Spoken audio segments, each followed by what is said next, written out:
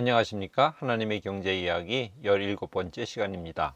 오늘은 자라보고 놀란 가슴이라는 주제로 여러분과 대화를 나눠보겠습니다. 코로나 이야기입니다. 지난주부터 코로나 관련 많은 규제가 해제됐죠. 그래서 다시 코로나 이전 일상으로 돌아가고 있습니다. 약 한 달 후부터는 실외 마스크 해제도 적극적으로 검토하겠다는 이야기가 나오고 있습니다. 확진자는 10만 전후로 발생하고 있습니다. 대통령 인수위에서 부동산 정책은 일단 연기하기로 했습니다. 그래서 대출 규제 완화 등 모든 사안이 지금 안개 속으로 들어가 버렸습니다. 규제 완화 신중론이 힘을 얻으면서 서울 집값 3주째 보합세를 유지하고 있습니다. 우크라이나 대통령 젤렌스키는 돈바스 포기 못한다고 결사항전을 선언했습니다. 미국은 우크라이나에 무기를 지원하기로 했습니다. 러시아는 히로시마 원폭에 2000배 위력을 가진 핵미사일을 발사했습니다. 중국은 코로나에 봉쇄 정책을 지금 실시하고 있습니다. 그래서 중국 경제가 큰 타격을 받을 것 같습니다. 지금까지 1분기 성장률은 좋았지만 봉쇄 영향으로 2분기부터 성장률 둔화가 악화될 것이라는 전망이 힘을 얻고 있습니다. 제임스 블러드 세인트루이스 연방준비은행 총재, 이 사람은 미 연준의 투표권을 갖고 있죠. 금리 인상을 0.75% 올리는 것도 고려해야 된다고 강성 발언을 내놨습니다.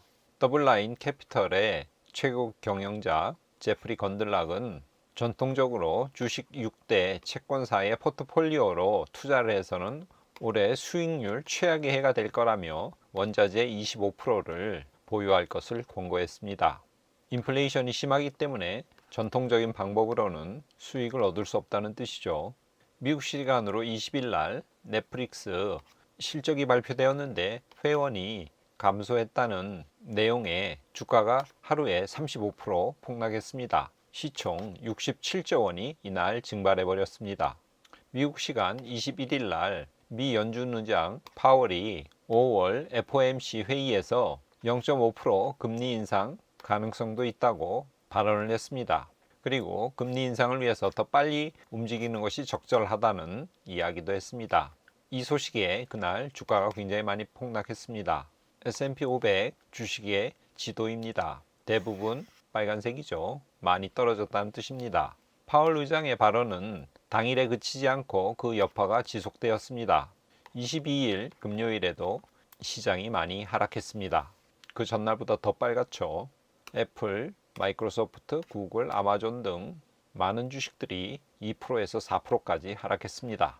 이창용 신임 한국은행 총재 후보자가 지난주에 인사청문회를 했습니다. 그 자리에서 성장보다는 물가가 더 우려된다는 금리 추가 인상에 무게를 실는 듯한 발언을 했습니다. 신용평가사 무디스가 한국 신용 등급을 AA2로 유지했습니다. AA2는 세 번째로 높은 등급입니다. 이 등급을 우리나라는 7년째 유지하고 있습니다. 한국을 좋게 평가한다는 뜻이죠. 전쟁으로 아니면 가뭄으로 지금 세계 4대 곡창지대가 모두 망가졌다고 합니다. 전 세계 식탁 물가 비상이 걸렸습니다. 지난주 S&P 500 차트 주간 그래프입니다. 파월 의장의 21일 발언으로 21일, 22일 양 이틀간 크게 떨어졌습니다. 그래서 2.6% 하락했습니다. S&P 500 연초 대비로는 대략 11% 떨어진 상태입니다.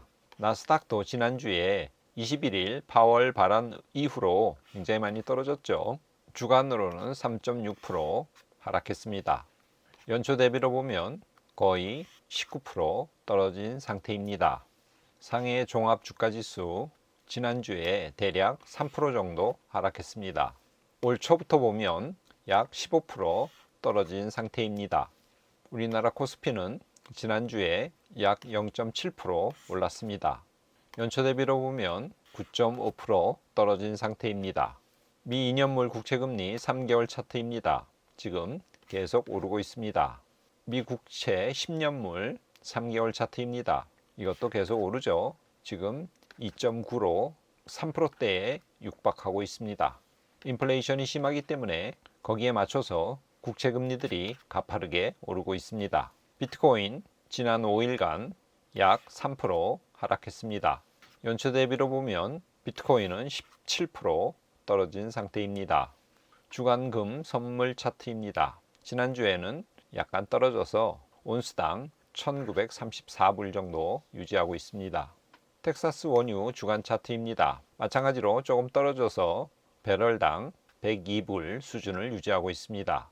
달러 인덱스는 미국 채권 금리가 계속 올라가고 있기 때문에, 그리고 연준이 금리를 빅스텝으로 올리겠다고 선언을 한 상태이기 때문에 계속 강세를 유지하고 있죠. 100을 넘었습니다. 하나님의 경제 이야기 17번째, 자라보고 놀란 가슴 정리하겠습니다. 우크라이나 전쟁이 계속되고 있습니다. 중국은 코로나 발생으로 부분 셧다운을 지속하고 있습니다. 20일 날 미국 현지 시간으로 넷플릭스 실적이 발표되었습니다.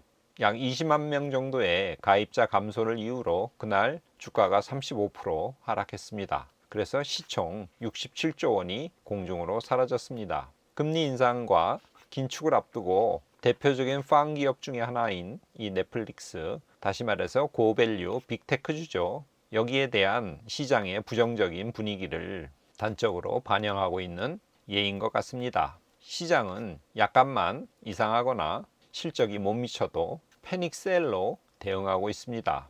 21일 날 파월이 5월 초에 열리는 FOMC 회의에서 구체적으로 0.5bp 금리 인상할 수도 있다고 하는 그 가능성을 언급했습니다. 그러자 시장은 화들짝 놀라면서 목요일, 금요일 이틀 연속 하락했습니다. 우리 속담에 자라보고 놀란 가슴, 소뚜껑 보고 놀란다는 이야기가 있습니다.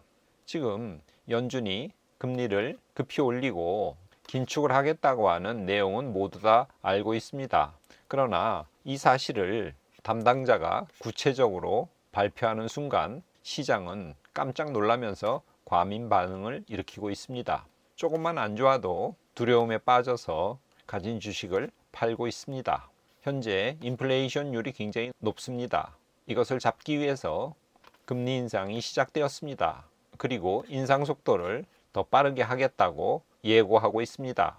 긴축도 곧 실시될 예정입니다. 이렇게 시장에 부정적인 영향을 끼칠 사안들이 우리 앞에 있기 때문에 지금은 누구나 조심할 때인 것 같습니다. 하나님의 경제 이야기, 오늘은 누가복음 12장 29절에서 31절 말씀을 가져왔습니다. 너희는 무엇을 먹을까 무엇을 마실까 하여 구하지 말고 근심하지도 말라. 다만 너희는 그의 나라를 구하라. 그리하면 이런 것들을 너희에게 더하시리라. 염려하지 말라는 대표적인 구절입니다. 얼마나 많은 사람들이 걱정과 근심에 사로잡혀서 살면 우리 주님께서 염려하지 말라고 이렇게 특별히 말씀하고 계시는 걸까요? 예를 들어서 소금 파는 자녀와 우산을 파는 자녀를 둔 부모의 우리를 비유할 수 있을 겁니다. 비가 오면 소금 파는 자녀를 걱정하고 해가 나면 우산 파는 자녀를 걱정하는 식으로 보통 사람들은 이런 걱정 저런 걱정을 하면서 매일매일을 살아갑니다. 물론 나 몰라라 하는 식의 천하태평은 바람직한 것이 아니죠. 미래를 대비하며 늘 지혜로울 필요는 있습니다. 그러나 세상 사람들처럼 무엇을 먹을까 무엇을 마실까 이렇게 전전긍긍하면서 살 필요는 없다고 우리 주님께서 말씀하시는 것입니다. 왜냐하면 우리에게는 하나님이 계시기 때문에 그렇습니다.